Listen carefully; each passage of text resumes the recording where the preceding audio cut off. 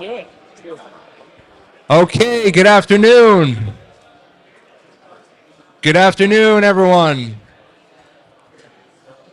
3, 2, 1.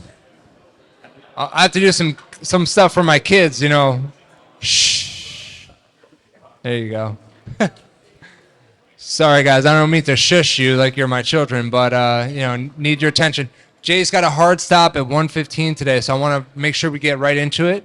So if everyone can kind of get settled in and settle down and maybe just keep the talking to a minimum, that'd be awesome. So anyway, so here we are. So good afternoon, guys. Super excited today to have the brand name in multifamily thought leadership. Let's give it up for Jay Parsons, guys.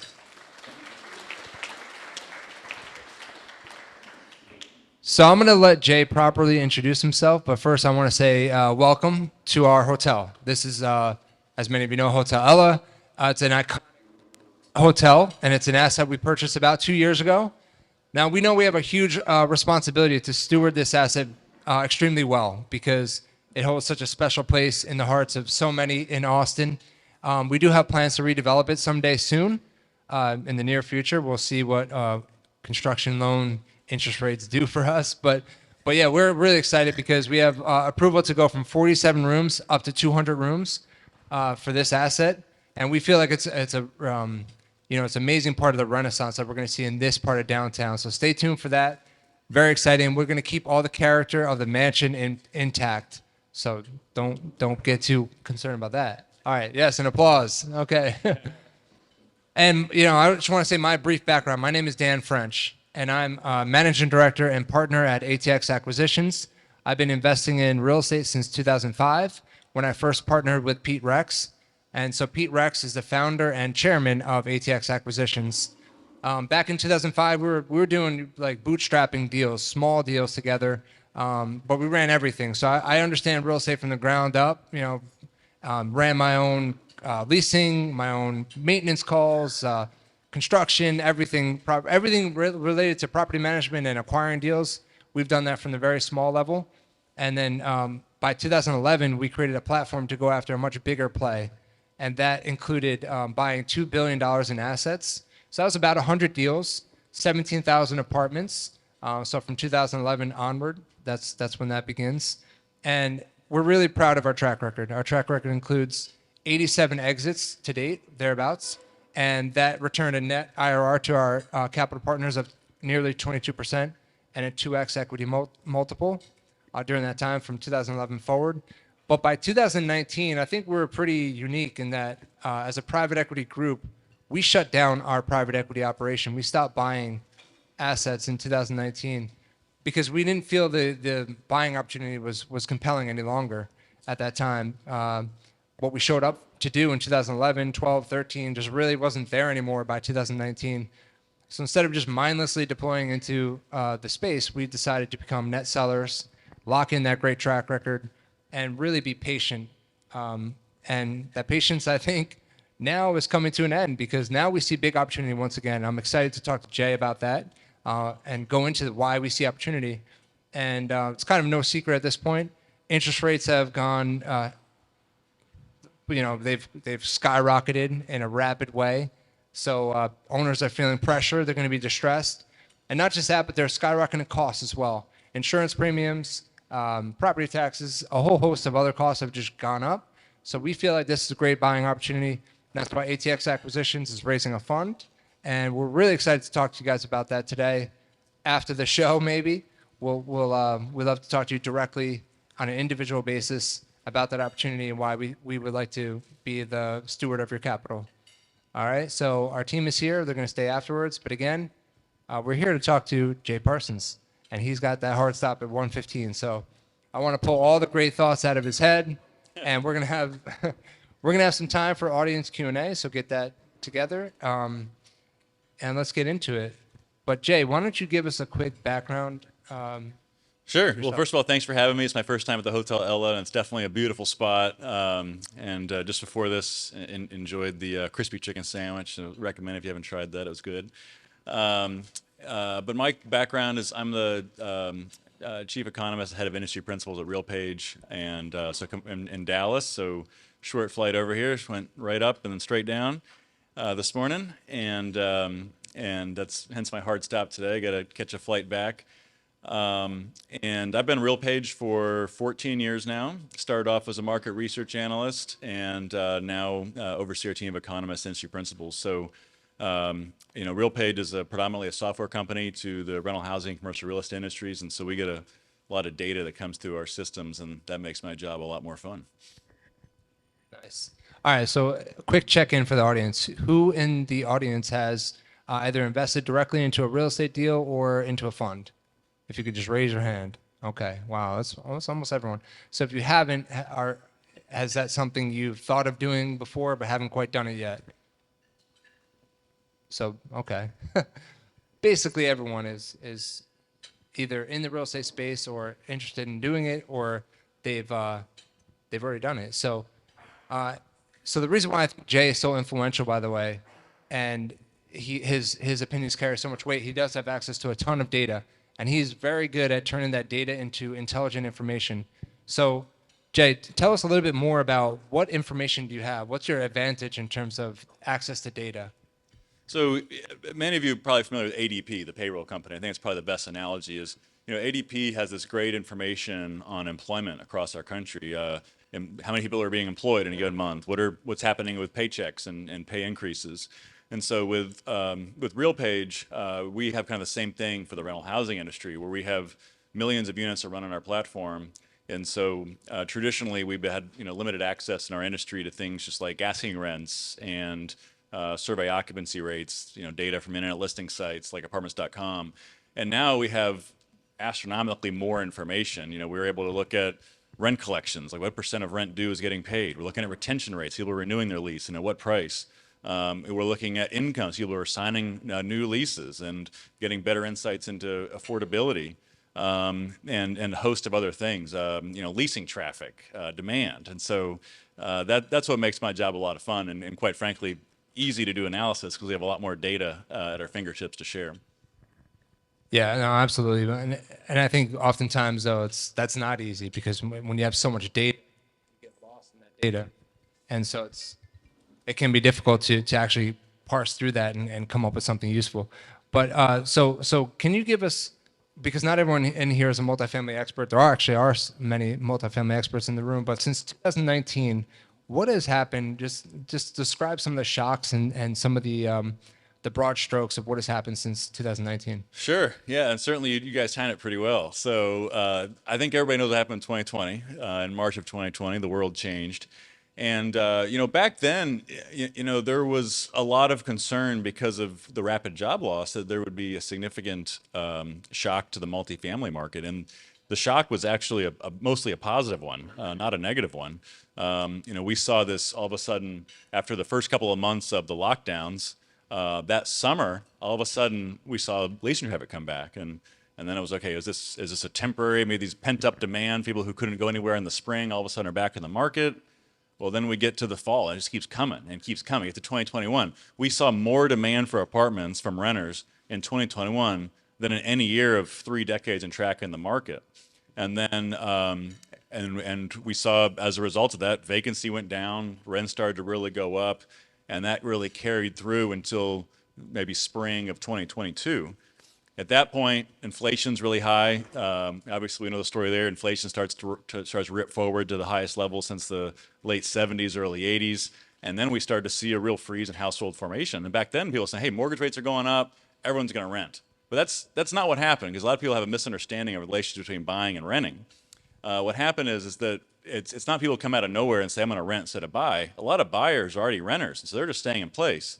At the same time, consumer confidence goes down, so there's very little net new household creation, which we need for apartment demand. So apartment demand froze up.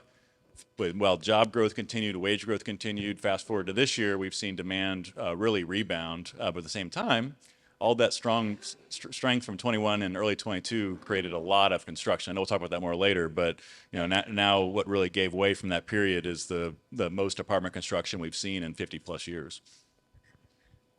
Yeah, no, absolutely, and I do want to cover supply and demand, so that's a good backdrop of 2019 till now. Historic changes in the rental market and how it's all shaken out. But what about the current state of the real estate market for multifamily? Yeah, it's been a little bit of a roller coaster. So this year, like I said, demand is back. We're seeing good demand, and at the same time, though, rent growth has pretty much disappeared. And the reason for that is really it's about supply. You know, supply is doing what supply is supposed to do. It's Econ 101, supply and demand. And I think, especially here in Austin and in Texas, what we've seen is, well, you know, we've built a lot of apartments in the last decade. It's never been sufficient to keep up with demand. And so we still saw pretty good rent growth. And now we're at a point where these construction numbers are well above what we can keep pace with in the short term for demand. And so because of that, we've seen rent really come down. And it's really a, you know, kind of an unprecedented event in the last few decades to have a period of strong demand and negative rent change. But it's just because, again, of the volume of supply. And so here in Austin, rents are down, I think, 3 or 4% year over year. In Dallas, they're flat. And nationally, we could be even slightly negative in the next couple of months year over year. So the landscape has changed pretty quick, even in spite of seeing good demand. Yeah, maybe we'll stay there, Jay, because I've seen you write a lot about this recently. I think you said survive till 25. Like, so what does that mean exactly? Can you illuminate that a bit for the Sure. audience? So our industry, one of the big, for those of you who don't know, there's a big event every year, the National Multifamily Housing Council's annual meeting. It's always in late January, early February. And so this past one, we were out in Las Vegas, and that expression got found survive till 25. And so the thinking there is basically, okay, there's a lot of supply being built right now, number one. And what's happened now with interest rates going up, so much lease ups or new supply coming into the market, construction lending is getting much more difficult. New construction starts are really dropping off. And so supply is the easiest thing to forecast out in the short term. You know, so we know that by the time we get to 25 and especially 26, there's going to be substantially less supply. I mean, we track every construction project that we can get a hold of across the country. We're more than 40% down this year on starts compared to the same time last year. So starts are really dropping off, and I think they'll drop off even more the rest of the year. So that means there's less supply in 25 and 26. The other thing, obviously, I think everybody in this room knows is everybody's wondering when rates will come down. I think at this point it's pretty clear that the consensus view, which you always take with a grain of salt, is that we're not going to see interest rates go down much, or if at all, next year.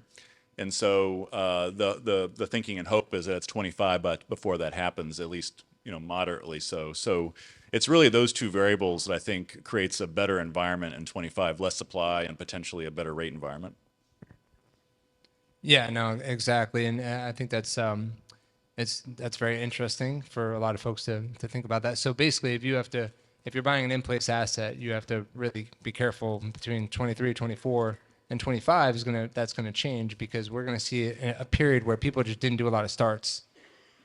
Do you want to go into that a little bit? Yeah, no, there'll be very few starts, and I think the challenge right now is really when you think about potential distress and opportunity.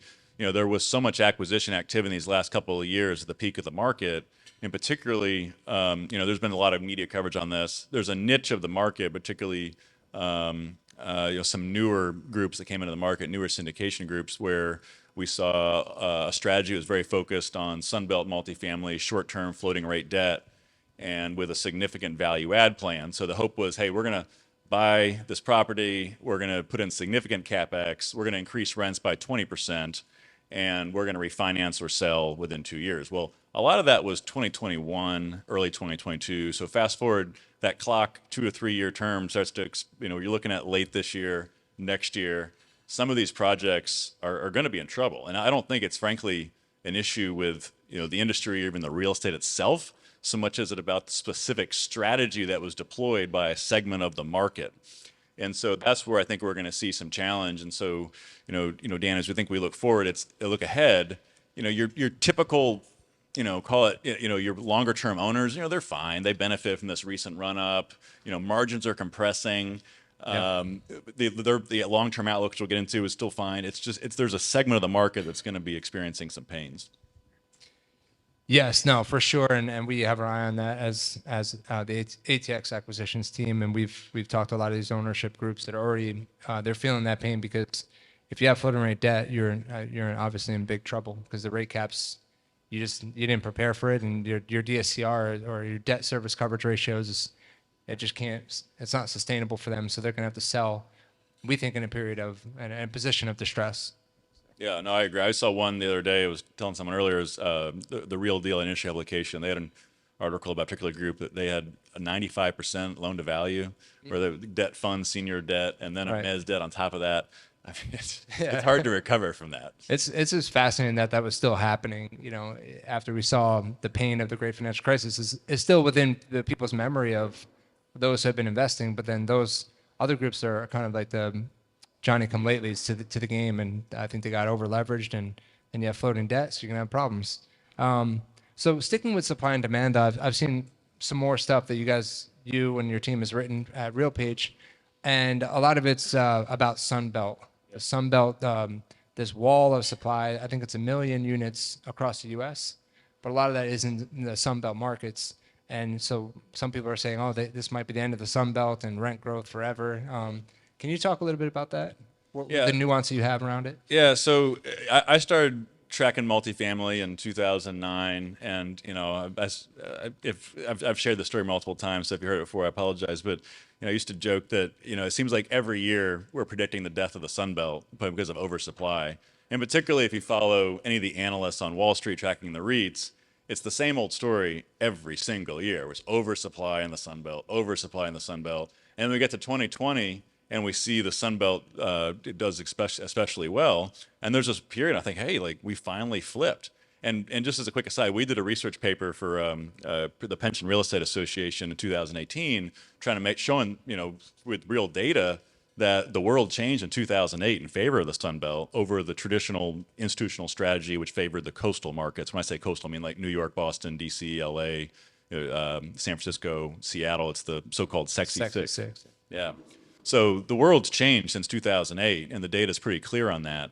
But what happened is that all this supply again didn't keep pace with demand. Like it looked a lot from an analyst who just says, "Hey, this is more than last year," but that doesn't really mean it's a lot. I think that what happens is a lot of analysts and even investors, quite frankly, they tend to underestimate the impact of demand and overestimate the impact of supply.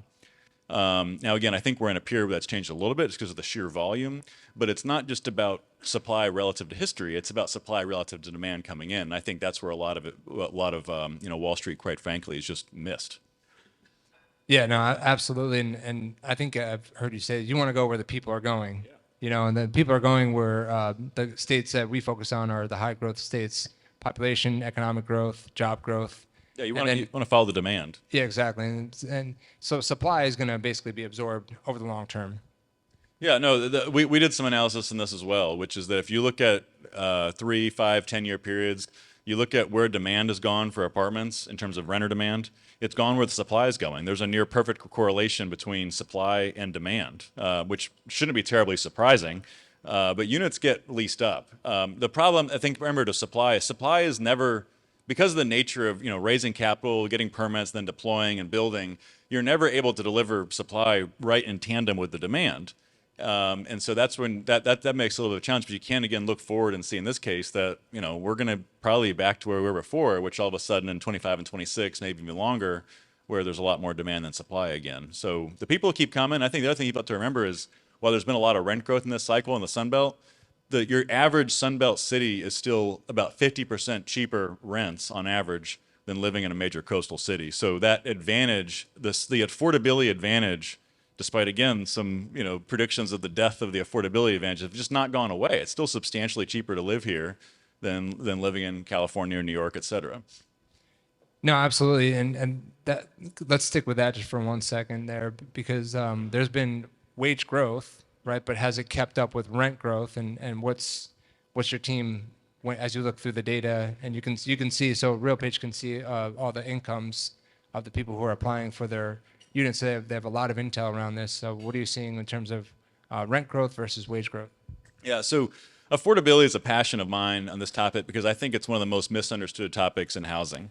And the reason for that is that there is an affordability crisis in our country, but it's very concentrated at the low end of the market, meaning a shortage of subsidized low-income affordable housing. What happens, though, in the headlines is we sort of conflate the shortage of affordable housing with a lack of affordability for traditional market rate apartments.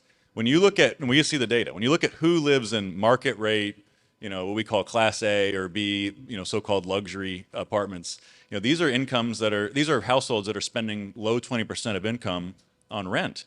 We see that the typical apartment renting household, market rate apartment in the U.S.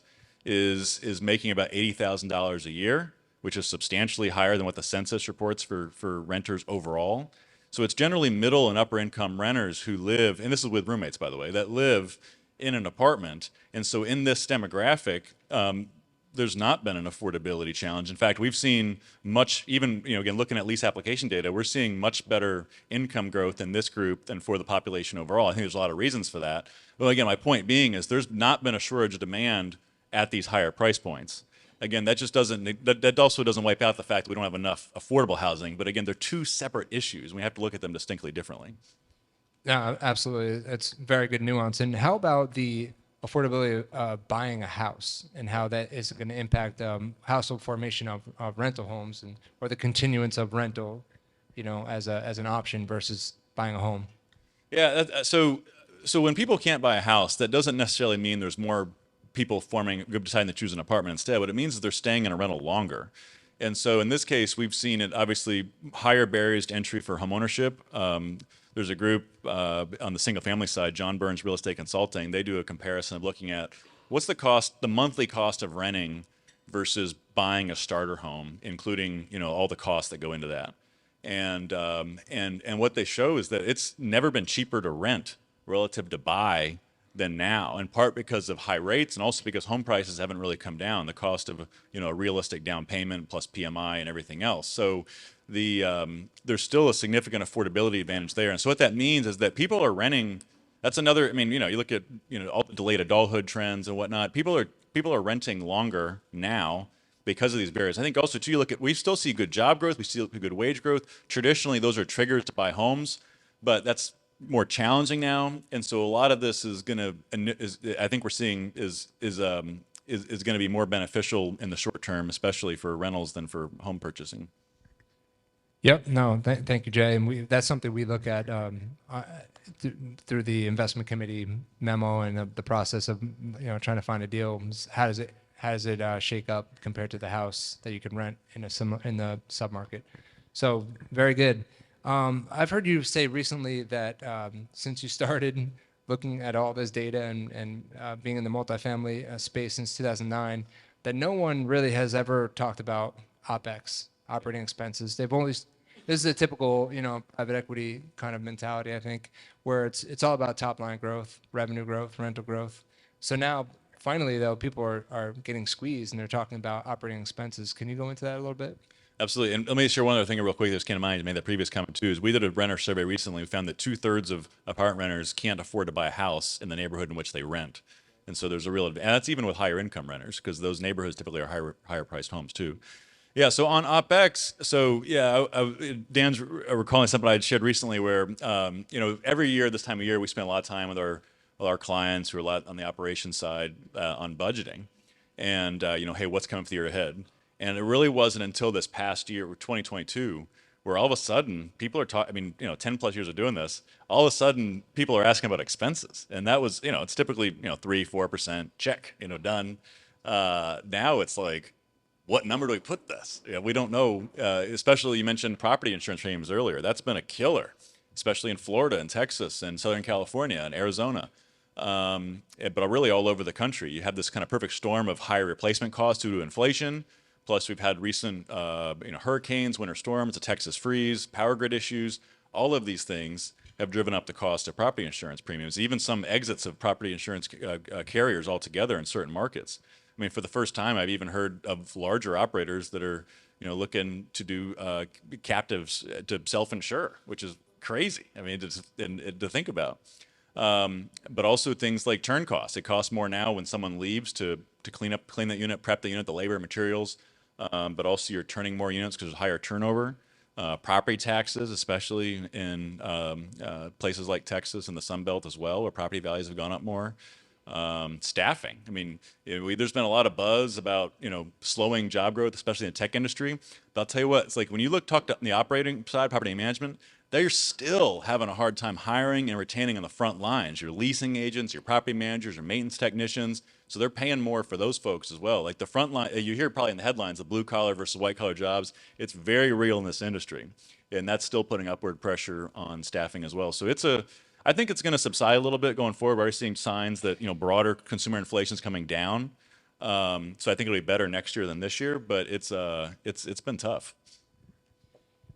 Yeah, no, that's to say the least. We have 11,000 apartments that we manage across Florida, Texas, and the Carolinas. So, yeah, we understand very well the how difficult it is to staff, manage, operate, and how important it is to look at both sides of the ledger, not just rental growth. Yeah, I'm looking at the property. I mean, you can't even prepare for, and you don't know what the insurance is even going to do. I've talked to so many groups. It's like they don't even know what to expect, and then they're trying to shop it around. Like, hey, I got 25% increase. I can't find anything better than that. Right. So, Jay, how about emerging technologies or disruptions to the space? This is something we really think deeply about. We try to take a long-term perspective as a group. How is technology going to change operating models or staffing levels or just the way people live? So, do you have any insights there? Yeah, this has been a big area of focus for our company, and what we're noticing is that you kind of mentioned earlier, kind of going from the top line to now trying to be more, looking at the expense side as well. And I think there's been a shift in the industry the past couple of years to really think about efficiency and optimization of all of the things that we're doing. And so there's been, I think, just a lot of tech innovation in our space, but it's been very kind of disjointed for the most part. And also, too, there's now, I think, more focus on how do we actually bring all these things together and operate more efficiently. And so big buzz term in the industry right now is centralization, which is basically fewer people on site, more from a centralized office or a remote office. And the good thing about this is we're seeing that's what the renters want too. I mentioned we did a renter survey recently. We actually commissioned through a researcher based here in Austin named Jason Dorsey and his Center for GKC, if I remember the actual acronym there, but he's a nationally known researcher and speaker. And in this, we found that 79% of renters actually don't want to talk to you. They want to resolve all their issues online, on app, text message, anything but having to go into a leasing office. Do not make me go talk to somebody in person. Yeah. And I think what that's really given, I think, some of our industry some comfort to realize, hey, like we can pull some people off site. We can do a lot of these through an app or self-manage. Like if someone has a maintenance issue, that request can get fielded by somebody from a central office. And now eventually go back to the on-site maintenance. Somebody else could field the initial request, deal with it, filter it, assign it. It doesn't need to be handled by somebody physically in the leasing office. And I think that's what's the biggest disruption right now is fewer people on site, more being done off-site. No, we totally agree. And I would be part of the 79% that doesn't need to talk to somebody. But there's a 1% that's like, I call them the mayor. They're always in the office. So it kind of skews how many touch points that there are. It's, I think a small amount creates a lot of work for the team on site. So we're going to go into audience Q&A. So please get those ready. But I do have one more question. Sorry, Jay Lamy, you're too thirsty. I love it. A lot of people in the multifamily industry are reading you, Jay. And so besides looking through all the data, what are you reading? I'm very curious here. Yeah, so I like to, there's a number of guys I like to read. I like to read Bill McBride, who's kind of known as the calculated risk guy on Twitter. And he has a great blog. He has a lot of great financial data. He simplifies, I think, in very digestible ways. On the housing side, John Burns is great, as is Ali Wolf. There's a demographer I really enjoy, who actually works for John, named Chris Porter. He's probably the best housing demographer in the country. Really, really good stuff he puts out. And then on the commercial real estate side, Jim Costello from MSCI Real Cap Analytics, he's fantastic. So yeah, there's a lot of really good thought leaders kind of in the space and kind of on the outskirts of the space that certainly I learn a lot from. Awesome. Excellent. I'll have to check those out. All right. So let's go to the audience. Sounds like, yeah, Jay, you got something. Yeah. So what you're describing on the multifamily side reminded me a little bit about the Austin office market back in the downtown office market in 2008, 9, 10, 11, where rental rates in the suburbs were going down.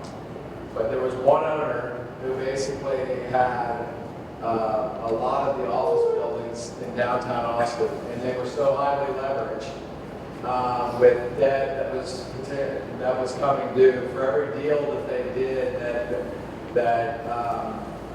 that was below a certain rate, basically they knew that they were simply shooting themselves in the head for their refinance period.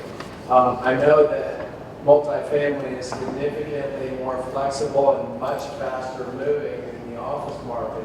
But could you see anything like that possibly happen in the future with some of these multifamily assets that maybe are pretty high leveraged, and owners just say, you know what, we're going to basically price them. If we've got the demand, we're going to just price them up here, and if they don't want to lease, then we'll just take the vacancy.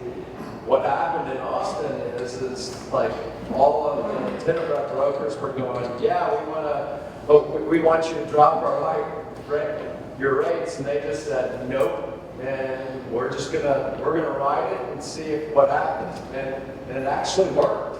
I don't know if there is any sort of possibility that can happen on the multifamily side.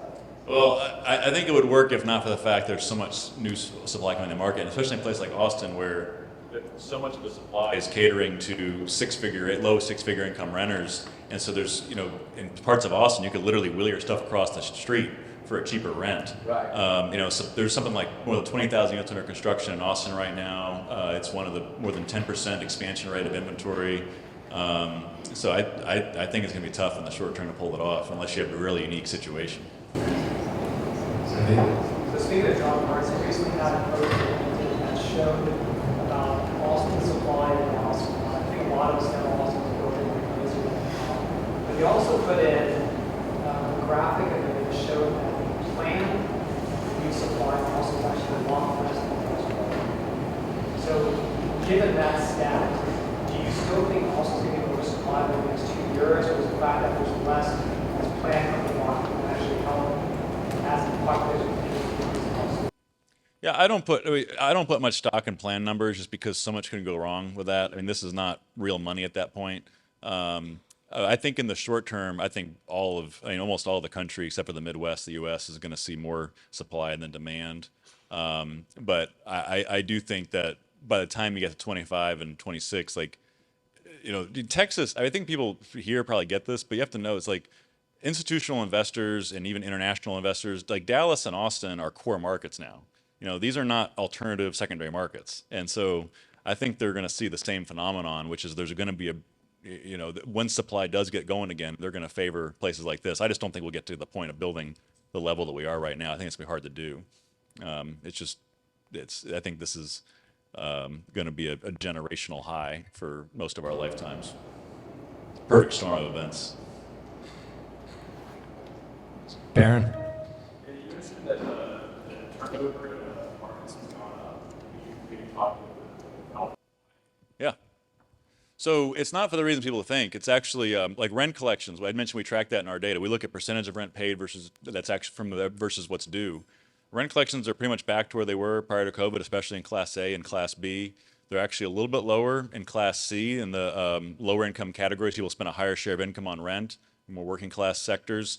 So there's more affordability challenges in that segment. And even actually the biggest challenges are in the subsidized affordable housing space. Even though your rent is lower and your rent increases are locked in, those households are more vulnerable to broader inflation. So there's less money available to pay rent. So it's really not that. It's really just the renters all of a sudden have a lot more options. I mean, you go through COVID, people couldn't move because of the pandemic or were afraid to move. And then all of a sudden you renewed your lease and you find out now vacancy is the lowest level ever. So now there's nowhere to go. And you think, I got an 8% renewal. It seems expensive. You look around and you think, wow, I actually have a great deal. And so you stayed around again. And now we get here, and all of a sudden vacancies normalized or even gone a little bit above normal, and there's all this new supply. And so as renters have options, the balance of power, the pendulum moves, and we've gone to a period where now the balance of power is with renters, and I think it's going to remain there for the next 18 months. I saw that here first. Go ahead. Could you also speak to a little bit about the short-term rental market? And how do you see the growth on that short-term rental space? The short-term rentals? Yeah, so short-term rentals. For those of you who follow, who are active on Twitter, you know that the doomsday folks are very concerned about the STR and Airbnb space, and they act like that's the apocalypse of the housing space. I think with short-term rentals, there's obviously pockets where it's really slowed down. There's a lot of investment. All types of residential real estate on the investment side has gotten very popular, right? All this money that was in office and other alternative sectors, it's been pouring into single-family rentals, multifamily rentals, build-to-rent. And so certainly we've seen in pockets a lot of capital coming into kind of the Airbnb strategy. And some of those are going to struggle. And I think especially where you have a lot of money going to neighborhoods that really aren't conducive to short-term rentals, but someone said, hey, short-term rental. So there's going to be some pockets of challenge there, but I mean the right locations and the right assets, I think I think they're going to be fine. And even overall, Airbnb earnings were not nearly as bad as everyone thought they'd be. Patrick. So I hear a lot that everybody's going to embrace the country. Yep. And that concerns me because we can't predict what's going to happen with interest rates up or down. If we could, all of us would be billionaires, we would be sitting here today. So, in your space, are you seeing, modeling around interest rates staying where they are? Or are we just hoping and praying that rates are going to go down and some of these projects are going to, be able to make it through this cycle?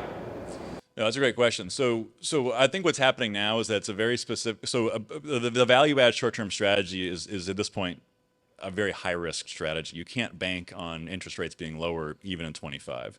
The strategy that I'm hearing, there's different rescue capital funds come up.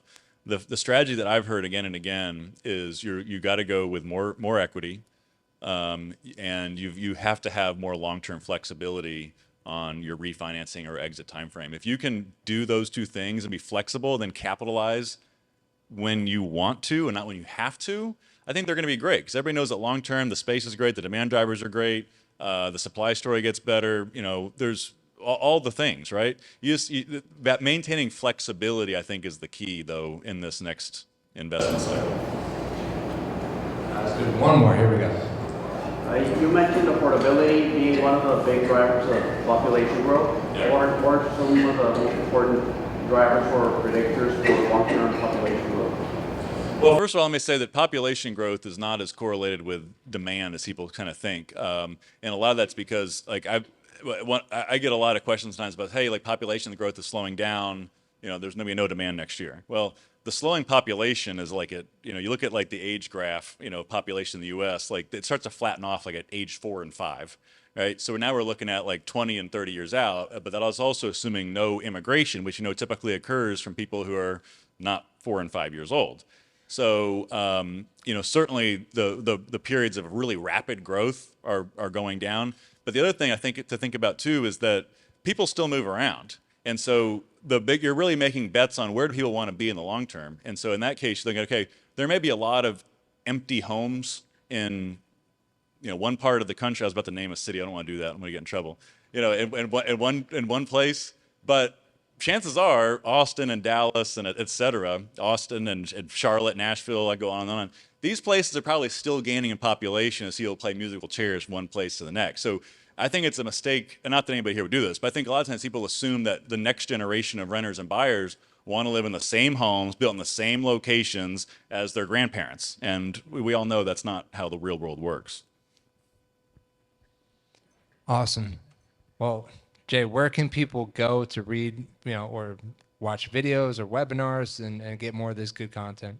Oh, sure. So as you mentioned, I post actively on Twitter and LinkedIn, and so you can follow me there just by searching for my name. And also, we do some webcasts from our company and a blog as well, realpage.com/webcasts. But yeah. Now I've gone deep on this guy's stuff recently. I've kind of nerded out a little bit, and it's always been a good use of my time. It's very valuable. So let's give it up for Jay. Thank you. Great.